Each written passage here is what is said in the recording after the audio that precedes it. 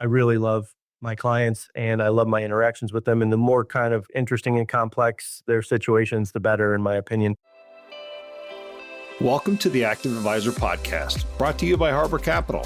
Join us as we learn from pros who have helped thousands of investors live better lives. I'm Bryan Moore, and I'll be chatting with some of the brightest minds in the financial advisory business, bringing you insights on practice management and investment research that works for advisors and their clients. Joining me today on this episode of the Active Advisor Podcast is Jeremiah Dellas, president of Heirloom Wealth Partners. Operating out of St. Louis, Missouri, Jeremiah has a proven track record of helping clients navigate their financial goals, from personalized financial planning to managing substantial investment portfolios. He has held leadership roles at various well-respected firms and is actively involved in the community-focused organizations. Today, we'll discuss Jeremiah's journey, his philosophy on wealth management, and how his professional accomplishments have enabled him to make a meaningful impact with his clients and in the community. Without further ado, welcome, Jeremiah, and thank you so much for joining us today. Thanks, Brian. I appreciate it. I'm happy to be here. Looking forward to our conversation today. So typically here on the Active Advisor, I love to get the conversation started by asking our guests, what is the first memory that you have related to money or investing? So an early memory for me is really just growing up in a single parent household and knowing that it was always difficult to make ends meet. And I would my dad was trying to start up a business. They were divorced, but he would send me allowance of $5, I think, every 2 weeks. And I would try to contribute that to the family. And my mom would never let me do that. So that's a very early memory of money for me. And one of the things that it really instilled in me was the desire to break out of the situation I was in. Like, I always knew when I get older, when I grow up, I've got to do things differently so that I'm not in this particular situation that I was in. That is a very powerful reminder. And I think something that kind of has a tendency to stick with you as you grow older. So that was a great story. Thank you so much for sharing that. Would love to hear, looking back, obviously you've had some challenges and the major challenges in those early days, but would love to hear kind of what led you into becoming a financial advisor, and I guess kind of highlights or seminal points along the way of building your business. And if you look back at them now, kind of something maybe that you made a decision back then that you didn't think maybe was a good idea, and now it's kind of takes a bigger meaning in your advisory practice. So it's true. I did grow up in a single parent household, but while that was happening, my dad was building a business. So about the time that I turned, 17 or 18, his business was thriving by that time. And I started working for my dad regularly. I worked for him through high school and through college. And then I became the finance manager, or I guess you could call it controller. I called it CFO at the time, but it was really more of a finance manager for the steel company that he owned. And I was working on my MBA, and he had coached me. The only way to be is to be a business owner, be on your own. And early on during my MBA courses, he and I differed significantly about the direction of the steel company, and being kind of young and very ambitious, I left early. So 23 years ago, I left the steel company.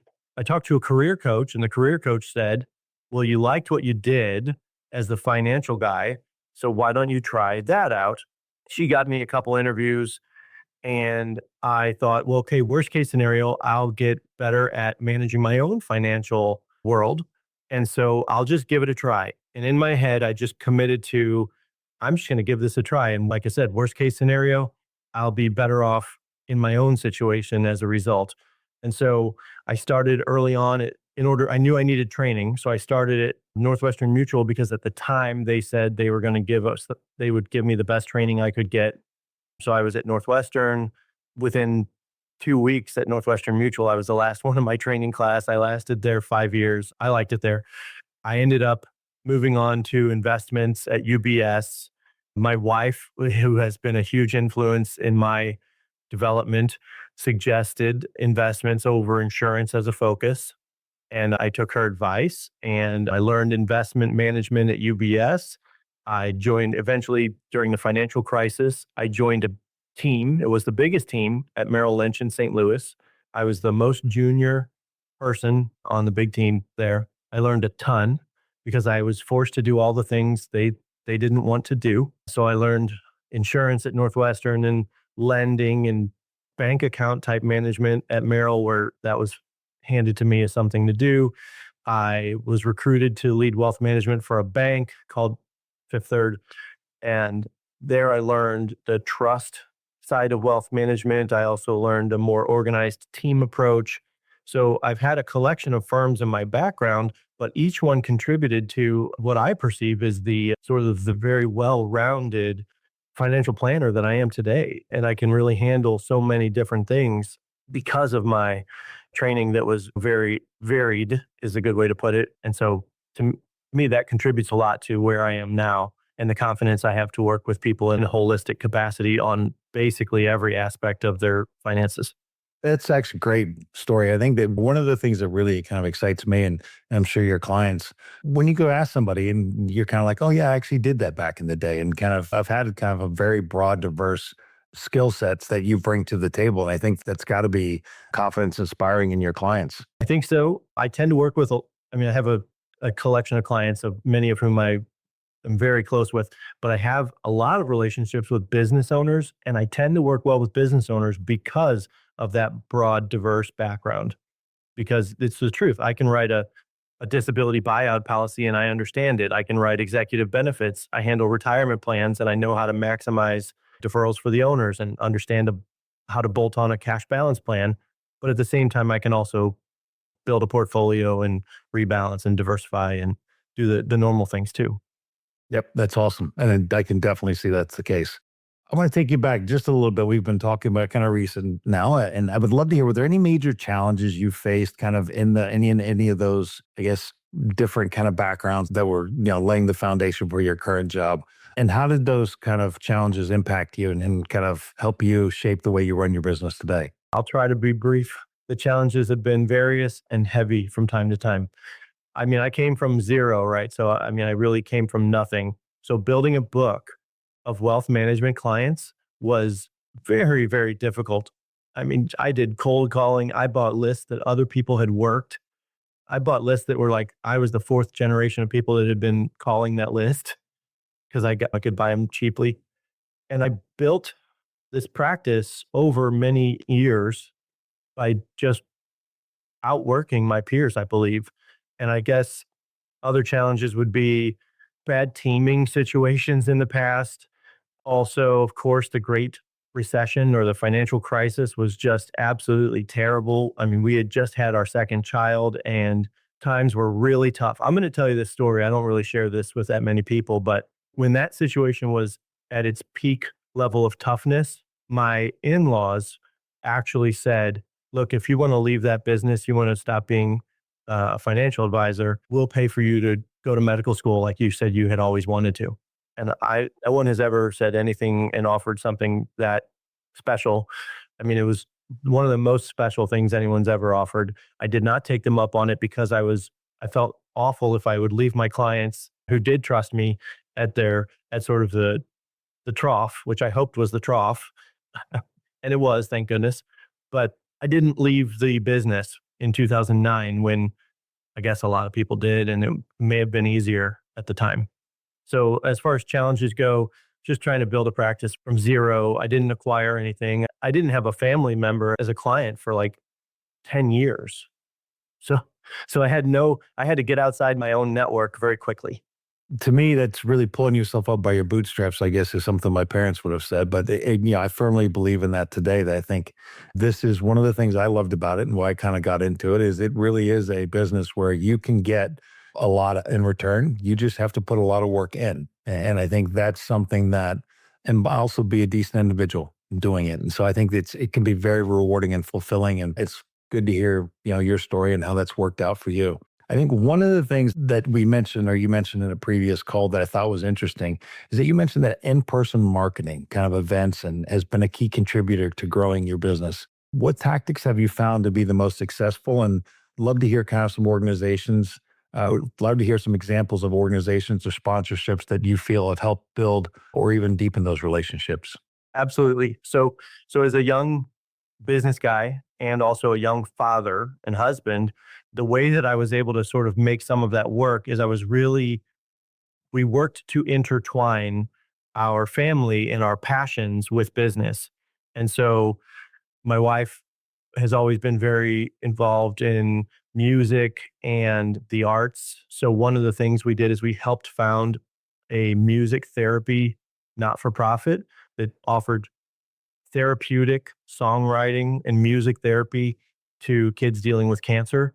We would take our own children to these things. We would participate in events. We would basically make sure we're engaging our kids and letting them see that we're doing things in the community. But it also allowed me to sort of do double time of dad having fun, but also contributing in the community and meeting and shaking hands and meeting people who weren't in my normal natural network.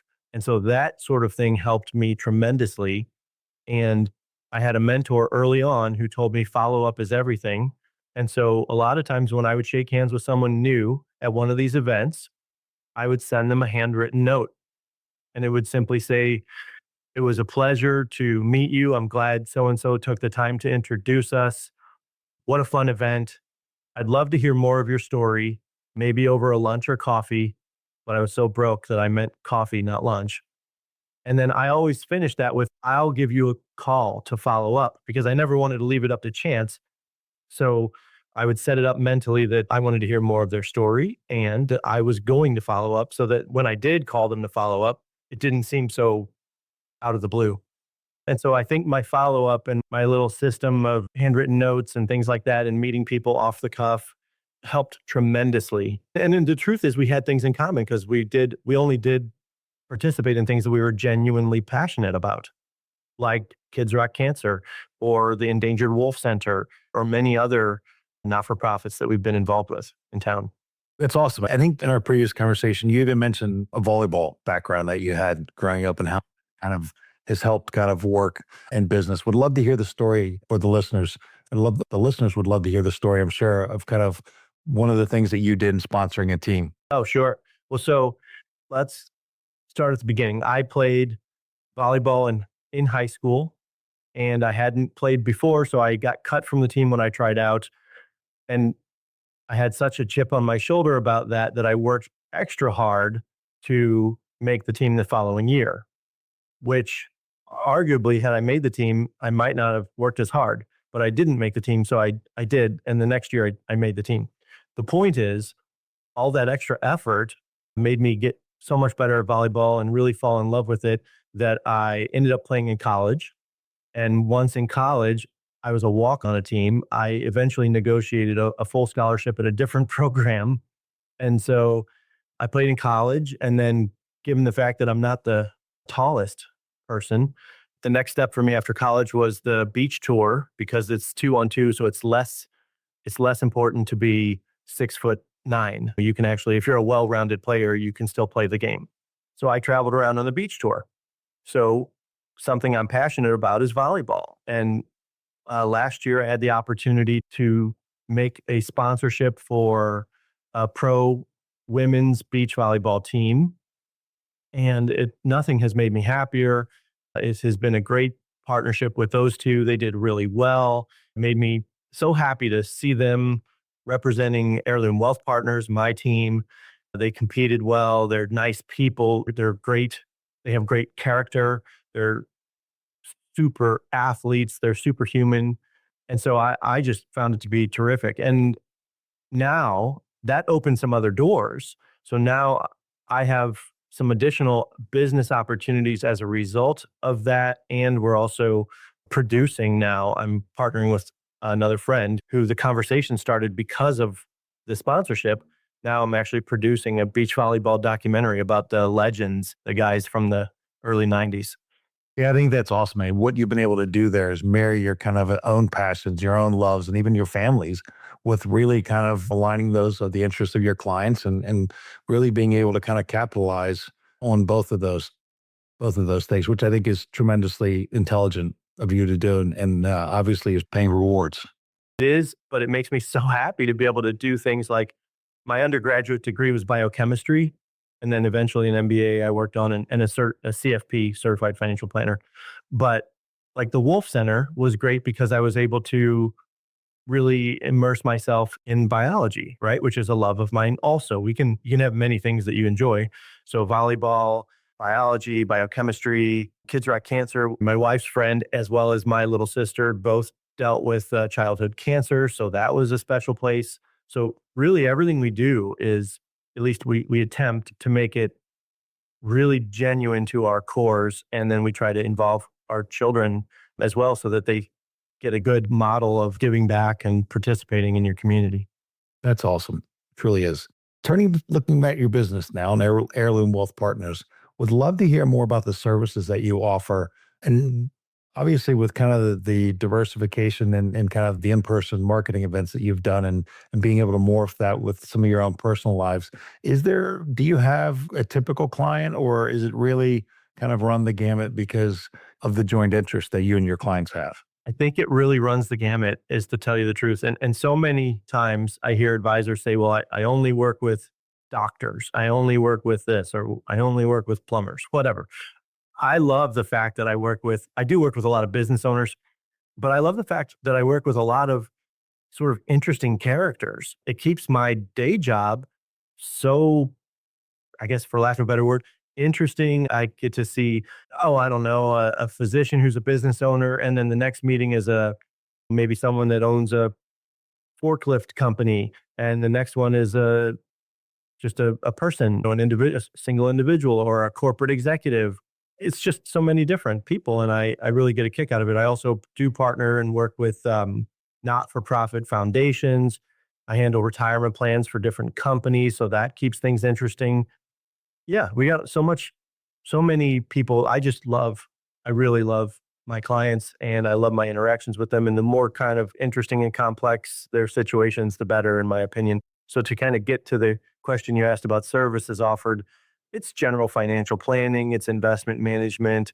We do everything from helping someone with a break-even analysis on a refinance, although we certainly don't sell refinances. We help them with the math of it, to making a decision whether to pursue a Roth conversion strategy or add deferred comp at their work for their top employees in order to add some golden handcuffs and attract, retain, and reward their good employees. So it's a little bit of everything, but I would say general financial planning.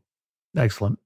You've already got so many great stories that you've mentioned that my mind's reeling on kind of the questions I have, but I would love to hear if there's maybe one or two stories that stick out in your mind where you really made a positive impact in the client's life, and both you and them walked away going, wow, we did something special here today. Sure.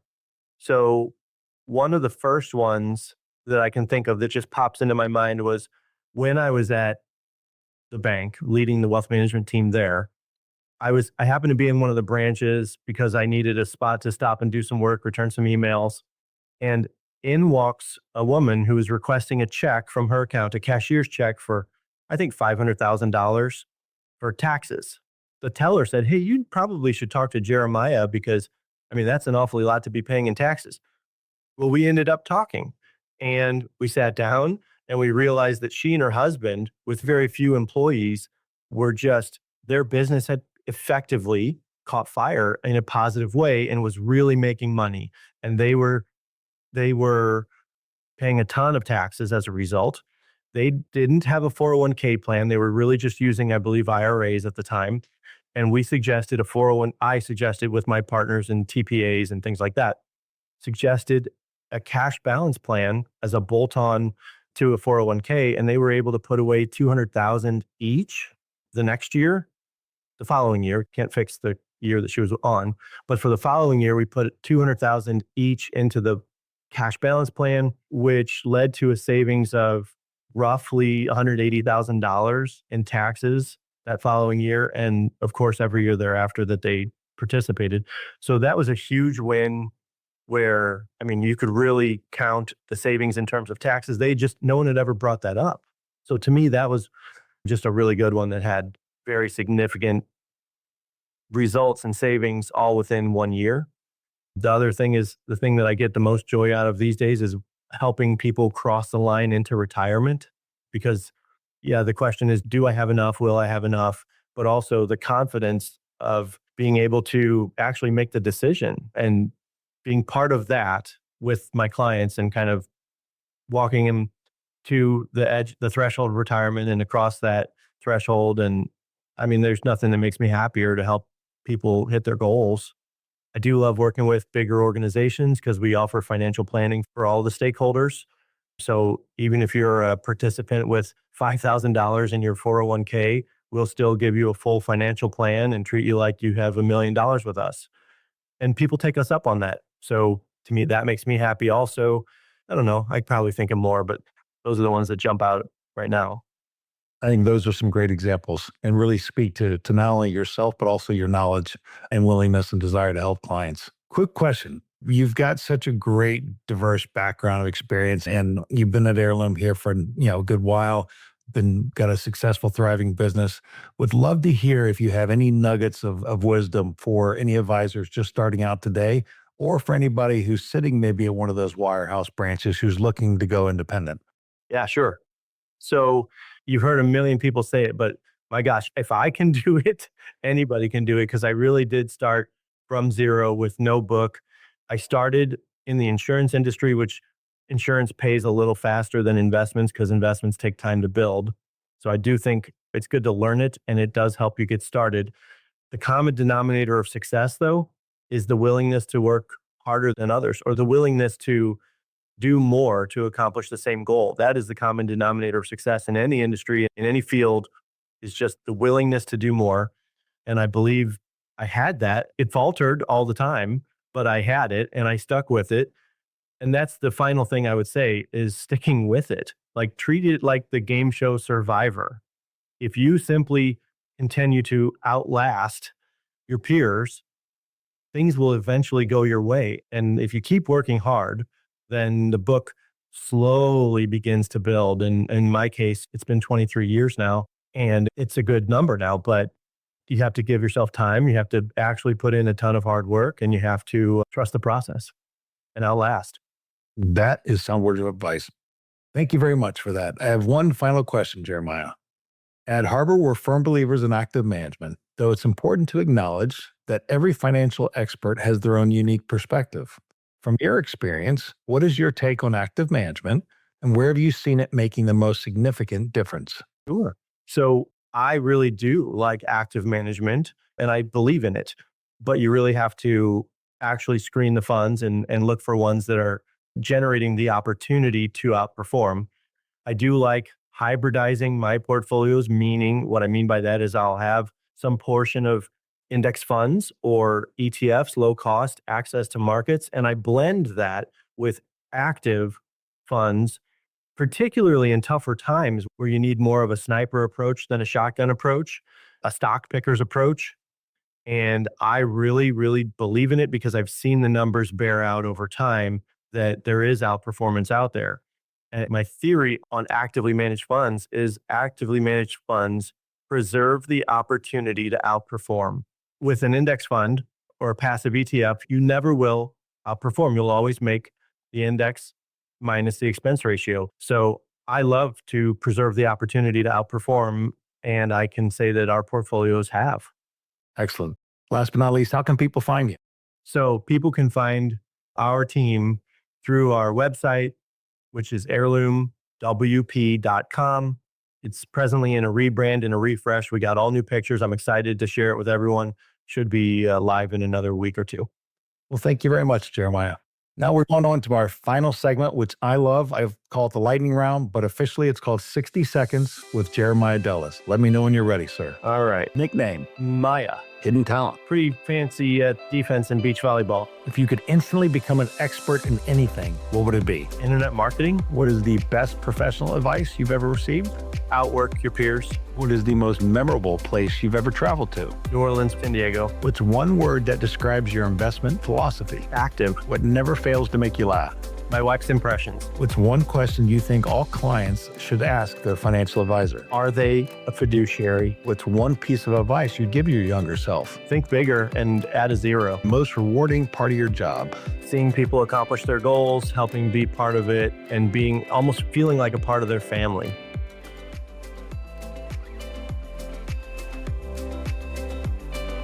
Whether you're a seasoned advisor or just getting started, The Active Advisor, brought to you by Harbor Capital, offers professional insights for the financial advisor community. Visit us at harborcapital.com to learn more. And don't forget to subscribe to the Active Advisor on Apple, Spotify, Google Podcasts, or wherever you listen to podcasts to stay up to date on investment trends, tried and tested research methods, and what your industry peers are up to. From all of us at Harbor Capital, thanks for tuning in.